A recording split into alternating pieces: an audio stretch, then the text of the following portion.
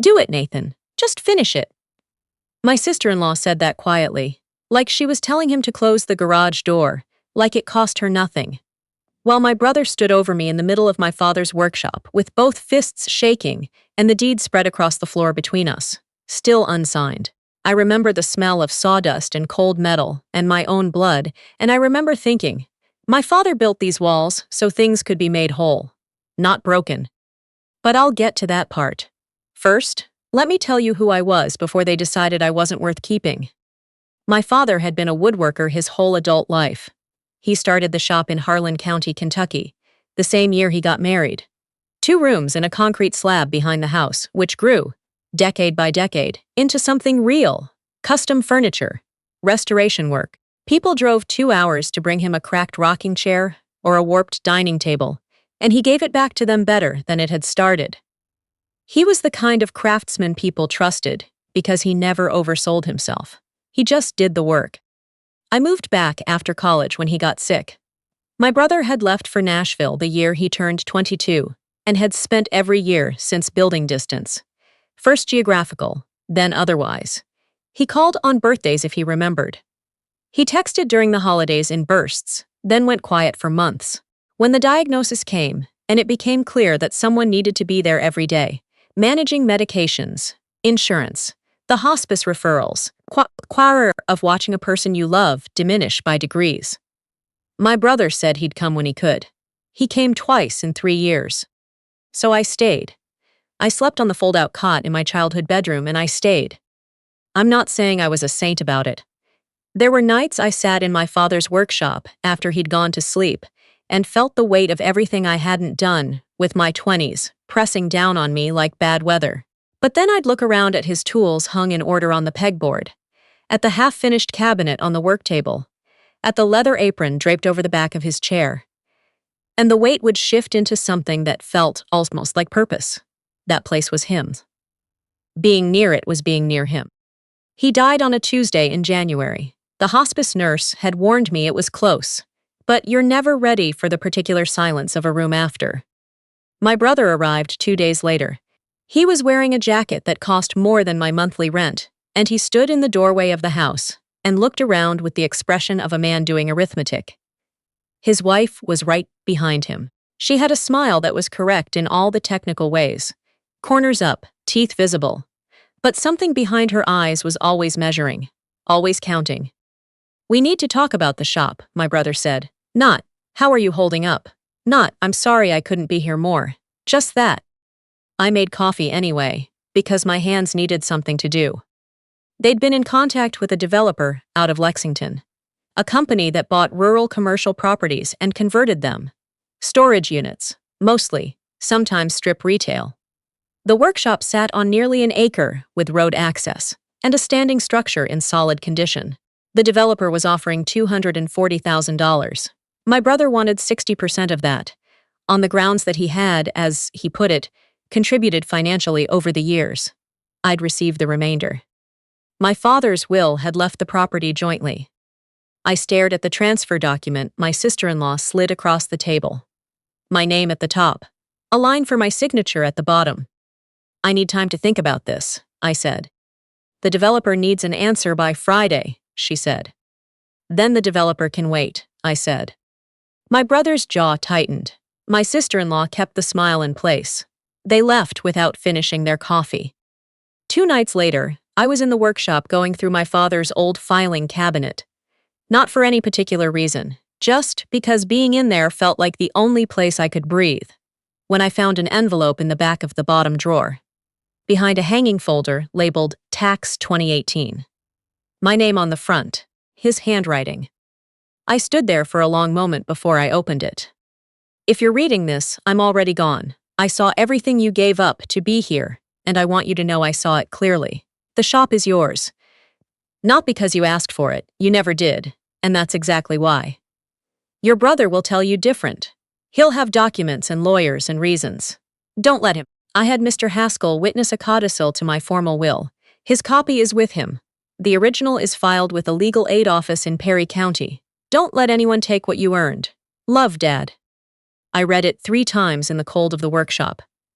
Then I folded it carefully, and put it back in the envelope, and held it in my lap until my hands stopped shaking.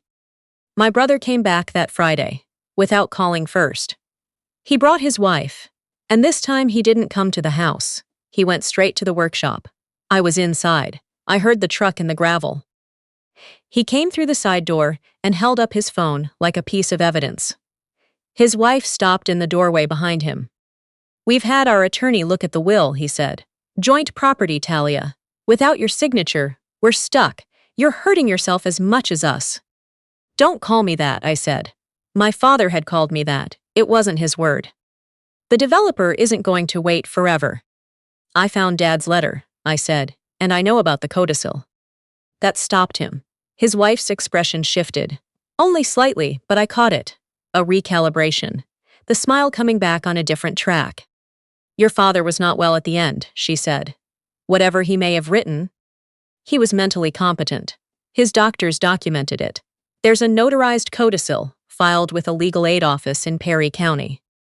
A document from a discount lawyer and a sick man," she said, stepping further into the workshop. "That's not going to hold up against a proper estate proceeding. Then your attorney can say that to mine." I turned to get my phone from the workbench. That's when my brother grabbed my arm. I don't know what he thought was going to happen.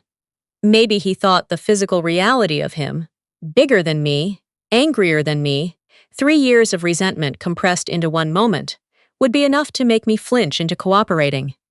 Maybe he just lost control of himself. Either way, when I pulled my arm back and said "don't," something in him cracked open. He shoved me hard against the workbench. My hip caught the corner of it, and I went down, and the document folder hit the floor and scattered. He was standing over me when his wife said it, that calm, quiet voice, like she was commenting on the weather. "Do it, Nathan. Just finish it." He hit me twice before Mr. Haskell came through the door. The old man must have seen the truck pull in and come over to check. He told me later he'd been watching the property since my brother's first visit, because something had felt off to him and he'd learned long ago to trust that feeling. He came through the workshop's side entrance with a flashlight and a voice loud enough to carry, and when my brother turned around, something went out of him. The rage just left. He stepped back. His wife was already moving toward the door. "I've called the sheriff," Mr. Haskell said. He hadn't yet, but he said it like it was already true, and my brother believed him. I don't remember everything about the next hour clearly. I remember the cold of the concrete floor. I remember Mr. Haskell crouching beside me saying, "Hold on, hold on." I remember the sound of my brother's truck reversing fast out of the gravel. At the hospital, they x-rayed my wrist, put 2 butterfly stitches above my eyebrow, and photographed the bruising on my arms and ribs. The deputy who came to take my statement was a young woman who didn't rush me and didn't look like she doubted me. She wrote everything down. When I named my brother, she wrote that down too. My mother called that night. She'd heard from my brother first, his version, which apparently involved me provoking him, me being irrational about the property, me making things harder than they needed to be. She was careful and sad on the phone, and she said the thing that people say when they don't want to choose sides. "Maybe you could have handled it differently." I told her what the deputy had written down. I told her what Mr. Haskell had seen. She went quiet, and then she said she needed some time to think about this, which I understood to mean she needed time to decide which version she preferred. I went home from the hospital with a splint on my wrist and a folder of discharge papers, and I sat at my father's kitchen table for a long time before I did anything else. Then I got out a legal pad and started writing every date, every conversation, every time a document had appeared in front of me, every text message. I had 11 texts from my brother in the past 3 years. I had screenshots of all of them. The next morning, I went to see Mr. Haskell. He answered the door before I finished knocking. He had a thermos of coffee ready and led me to his small home office without preamble. He opened a fireproof box on the shelf and removed a sealed legal envelope. "He came to me 14 months before he passed," Mr. Haskell said, setting the envelope on the desk. He said he didn't trust the lawyers his son knew, and he wanted someone he could count on. Inside was a notarized codicil, prepared with the help of a legal aid attorney in Perry County. 2 witnesses. A date. My father's signature, which I would have recognized anywhere. The slight backward tilt on the capital letters, the way he always pressed too hard. The shop passed to me in full. I also asked Mr. Haskell, on the way out, whether he'd called the sheriff the night before. He smiled a small, dry smile. I called right before I walked through that door, he said. The charges were filed the following week. Assault and battery. Not the community service version of justice. The deputy had photographs, a witness, and medical records, and the DA's office treated it accordingly. I also called a legal aid office 2 towns over and made an appointment with an attorney named Ms. Aboud. She reviewed the codicil, the original will, and the transfer document my sister-in-law had tried to get me to sign, which, she noted flatly, had been prepared by a firm with direct ties to the developer. A conflict of interest, she said she'd be delighted to put in front of a judge. The codicil is valid, she told me. They can challenge it. They're going to lose. My brother filed a competing claim 3 weeks later, asserting undue influence, arguing that I had isolated my father and manipulated him for financial gain. His attorney sent a letter that called me, in careful legal language, a predatory caregiver. I made a copy of the letter and added it to the folder I'd labeled evidence in red marker on the front. I had a printed copy of everything now: documents, texts, emails, the Facebook post that appeared on the local community group 2 weeks into the legal proceedings. An anonymous account, no photo. A blurred picture of me outside the workshop, and a caption about a woman trying to cheat her brother out of his inheritance with a fake document. I screenshotted every comment. Ms. Aboud filed a subpoena for the account's registration information.